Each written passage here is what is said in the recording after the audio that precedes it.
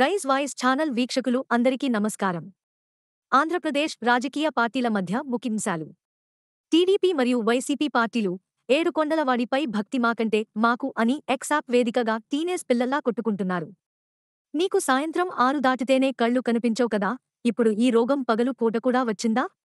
అయినా స్వామివారు అంటే నమ్మకం లేక, ఒక్క అక్షంత కూడా లేకుండా మొత్తం కింద పడేసిన నీలాంటి సైకో గురించి ప్రతి హిందువుకీ తెలుసు కదా జగన్. అయినా ఇంట్లో భయపడి, స్వామివారు అంటే నమ్మకం అని సంతకం కూడా పెట్టలేనివాడివి, నీకెందుకు ఇవన్నీ చెప్పు అని టీడీపీ అంటే మీ చంద్రబాబుకి దేవుడంటే భయం, భక్తి లేదు. కాబట్టే కదా దేవుడి ప్రసాదంపైన నిర్లజ్జగా తప్పుడు ప్రచారం చేసి కోట్లాది మంది భక్తుల మనోభావాల్ని దెబ్బతీశాడు. మొన్న సుప్రీంకోర్టు మొట్టికాయలు వేసినా, జనం ఉమ్మేస్తున్నా తుడుచుకుని మళ్ళీ ఇలా ఫేక్ ప్రచారం చేస్తావ్. ఎందుకంటే నీ బతుకే ఓ ఫేక్ కదా అని వైసీపీ అంటుంది. ఆంధ్ర మరియు తమిళనాడు డిప్యూటీల మధ్య బగ్గుమన్న వాతావరణం.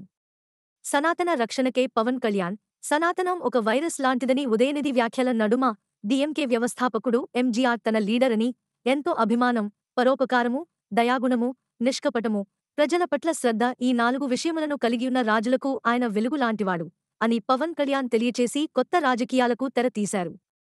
తమిళనాట ఒక మీటింగ్కి డిప్యూటీ సీఎంతో కలిసి అటెండ్ అయిన ప్రకాష్ రాజ్ ఒక రాష్ట్ర డిప్యూటీ ముఖ్యమంత్రి సనాతనం అని పిచ్చిగా మాట్లాడుతున్నాడని సంచలన వ్యాఖ్యలు చేశాడు. దీనిపై పూర్తి తెలుగు సమాజం, సినిమా పేదలు మరియు సనాతనవాదులు ఆగ్రహం వ్యక్తం చేస్తున్నారు.